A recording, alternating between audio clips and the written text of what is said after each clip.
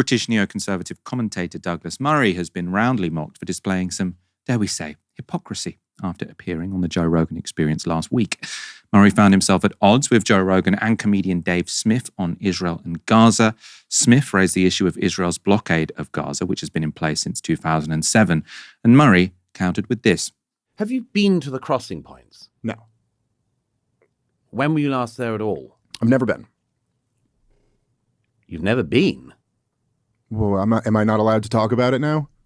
Have you ever been to Nazi Germany? Are you allowed to have feelings about them? You can't time travel, but you can. Right. But you can travel. Okay, but so what? So what's the point? Like, no, okay. I find that lots of people have been there and agree with me, and lots of people have been there and agree with you. Yeah, but so if I don't you're know going to what spend a year and a half talking about a place, you should at least do the courtesy of visiting it. All right. I just think this is a non-argument. You don't but think? Okay. No, I think it's a non-argument. But if you're Well, you have to go and touch the ground. No, I think you have to see. I think it's a good idea to see stuff, particularly if you spend a career talking about something. Yes. I have a journalistic rule of trying never to talk about a country even in passing unless I've at least been there. Okay. It's a sort of normal it's a normal thing to do. It's always quite a cynical argument to make, very elitist. You can't talk about this unless you've been there. Obviously, you can read a lot about a place without actually visiting it, and Murray sort of was incredibly misinformed in many of the things he said in that 3-hour interview, particularly those sinister when it comes to Gaza, because you're not allowed to visit Gaza, right? You can say, oh, you can't have an informed position about somewhere unless you go there as a journalist. Israel's literally not letting people into Gaza, right?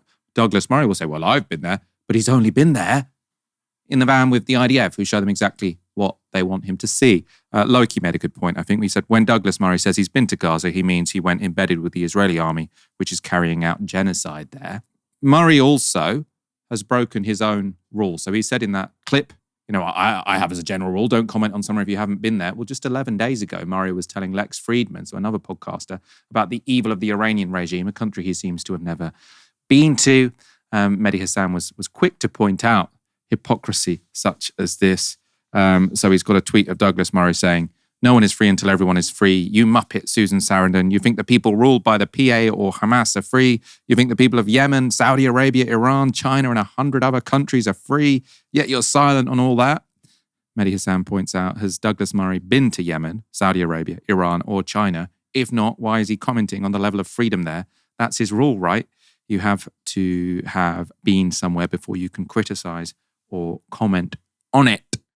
Ash, Douglas Murray being roundly criticised for that sort of style of argument. You can't comment unless you've been there, especially as, we've seen Douglas Murray sort of reporting from Israel. He sort of stands on the Israeli side of the Gaza border where they're all locked in and being bombed to smithereens. And then he sort of like looks up and sort of says, oh, I'm in danger from these rockets which are going overhead. What did you make of that? Well, Michael, my first question, have you ever met Douglas Murray? Good point. I shouldn't have done this section, should I, if I haven't met Douglas Murray? If I'm to talk about somebody, even in passing, I think one ought to do them the courtesy of having met them, no? There's two things that I want to talk about here. First is arguments of convenience, all right? What Douglas Murray is doing is that he's making an argument of convenience. He doesn't really think that in order to have an opinion about a certain country or culture or political event that you yourself have to have physically been there. Of course, going to a place, seeing things firsthand, that is an important kind of knowledge. It is not the only kind of knowledge. And as you say, just because you've been to a place, if your experience of that place is highly, highly curated and designed by powerful people, I don't think that you can say that that is a form of testimony and knowledge, which is more valuable, more nourishing, more nutritious, more reliable than other forms of research. Let's say, for the sake of argument, because I'm sure that this is one that Douglas Murray would accept, if I went to North Korea, it's a country where foreign visitors are basically taken around by the government, and the government is in total control of what it is you see and who you interact with and what you're able to take from the country. Let's say that I'd gone and done my North Korean tour and I said to Douglas Murray, well, you can't comment on North Korea because you've not been there. I don't think he would accept that as a valid argument, because he would say, well, what you saw was entirely within the power of the North Korean state. Similarly, if you go to Gaza because you're embedded with the IDF, as Loki very rightly said, is currently carrying out a genocide, how is that different? How is that different in any way?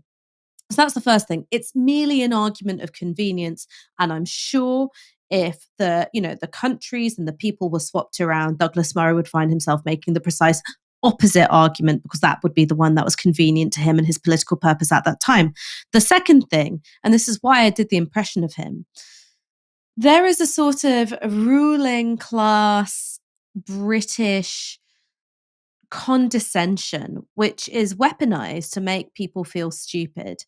And I think he thought that he could do it to these slack-jawed American yokels, and it would have the effect of making them feel small and making them feel unworldly.